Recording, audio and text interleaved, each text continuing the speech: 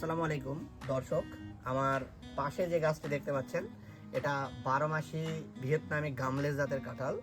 দেখতে পাচ্ছেন গাছে কিন্তু অজস্র পরিমাণে কাঁঠাল ধরে আছে। এই যে দেখেন, প্রত্যেকটা ডালের মাথাতে কিন্তু 3টা থেকে 4টা পরিমাণে কাঁঠাল ধরে আছে।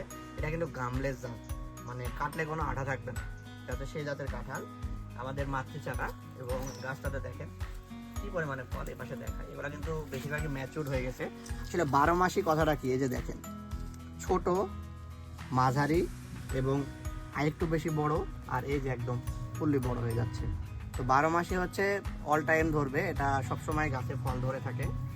দেখতে পাচ্ছেন এটা কিন্তু মাটির সাথে ধরে আছে। এই যে মাটির থেকে দেখেন 1 হাত 1 বিদ উপরে হবে কাঁঠাল ধরে আছে।